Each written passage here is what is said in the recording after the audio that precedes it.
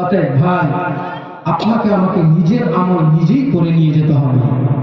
অতএব যত তাড়াতাড়ি পারি আমরা আমাদের দেশের আখিরাতে নিজেকে করে নিয়ে যেতে হবে। কারণ চোখ বন্ধ হয়ে গেলে টাকা পয়সা জমি গাড়ি বিবি বাচ্চা ছেলে মেয়ে সুন্দর নারী সব কিছু পড়ে থেকে যাবে। আমাদের সবাইকে খালি হাতে চলে যেতে হবে। এটাই সত্যি যে আমাদের সঙ্গে কিচ্ছু যাবে না। যেই কাফন আমাদের তিনটা পরানো হবে, যেই কাফনের মধ্যে কোনো পকেট পাওয়া যাবে না, যাবে। সব থেকে বড় ব্যাপার যে আপনি খবরে কোনো টাকা কোনো বাহানা কোনো ঘোষ চলবে না না। আপনার ওইখানে ওটাই কাজ হবে যদি থাকে আপনার আমল, যদি থাকে আপনার দান খয়রাত, যদি থাকে আপনার ঈমান, তবে আপনি কামিয়াবি। নচেত আপনার খুব কষ্ট হবে সেই কবরের ভয়াবহ। অতএব সেই কবরের আযাব থেকে যদি বাঁচতে চান, আমার রাসূলের ঘরে যদি দিতে পারেন, আল্লাহর কসম করে বলি যে রাসূলুল্লাহর ঘরে দিলে কমে যাবে না। আপনি যদি সেই নবীর প্রতি অন্তর থেকে অন্তরের স্থল থেকে আপনার অন্তরে যদি ভালোবাসা থাকে, আপনি যদি আজকের দিনে দান করে ওই নবীর মুহাব্বতকে নিয়ে এই জায়গা থেকে তওবা করে উঠে যেতে পারেন বাড়িতে, এই রাত্রিতে মৃত্যু হলে আল্লাহর কসম আপনার আগে আমার রাসূল আপনার কবরে হাজির হয়ে যাবে। সুবহানাল্লাহ, জোরে বলা যাবে না? আমার নবী বলবে, এই ফেরেশতা, এই আসিফটা গতকালকে গত রাত্রিতে ফুলচুরিয়ার মাদ্রাসার উন্নতি করবে, আমার মাদ্রাসাতে মুক্ত হস্তে দান করেছে, তওবা করে উঠেছে, একে জাহান্নামে দেওয়া যাবে না, এর প্রতি কোনো আযাব দেওয়া যাবে না, একে জান্নাতের মধ্যে করে দাও ঠিকানা। সুবহানাল্লাহ। আচ্ছা, নবী বলে দিলে আপনার বিকল্প রাস্তা আছে? না না, বেড়া পার হয়ে যাবে। অতএব সেই রাসূলের ঘরে 500 টাকা করে টাকা 5টা আনন্দ হবে।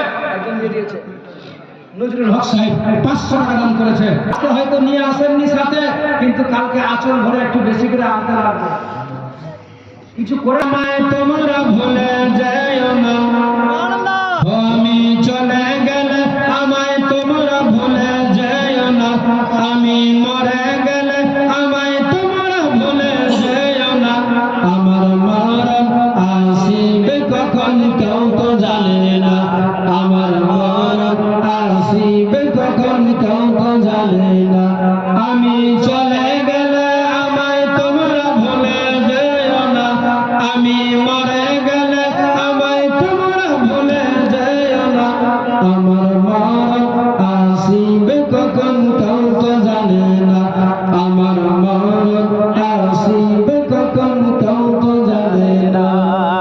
বাবা মা কবর মাঝে কেউ তো যাবে না, যিনি যাবেন তিনি হলেন শাহে মদিনা। সুবহানাল্লাহ, একটু জোরে বলেন না। বাবা মা কবর মাঝে কেউ তো যাবে না, যিনি যাবেন তিনি হলেন শাহে মদিনা।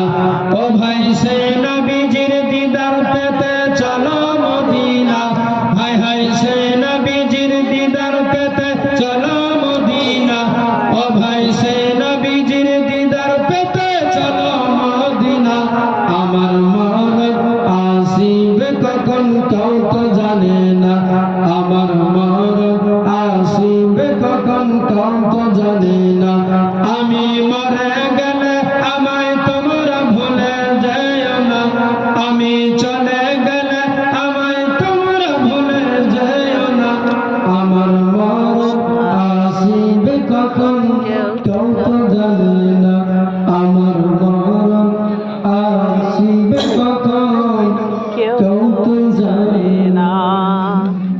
ফকির তো ফকির, বুঝলেন না? ও কি আছে, দিন আনা দিন খায়, সারাদিন ভিক্ষা করে, রাত্রেবেলা হাড়িটা উঠে গেল, কোনো টেনশন আছে? আর যার টাকা আছে ওর হাইরে চিন্তা, 4টা 10টা গাড়ি থাকলে ওর ঘুম নাই রাত্রে বাইরে, ওটা গাড়ি আছে, কোথায় কি করলো, কোথায় টুকলো, কোথায় কি হলো, টাকা গন্তি করবে, কোন টাকা কোন ব্যাংকে, কোন টাকা কোথায় আছে, হাইরে টেনশন মাথাতে আছে কিনা? এই জন্য বলেছে আমার নবী, গরিব বড় লোকের থেকে গরিব 70 বছর আগে জান্নাতে যাবে। সুবহানাল্লাহ। অতএব আমাদেরকে আল্লাহ যা রেখেছে অনেক ভালো রেখেছে, তাই না? কোটিপতি দরকার নাই, অল্পতে যদি জীবন যাপন কেটে যায়, এটাই আল্লাহ শুকরিয়া আদায়। হে ভাই,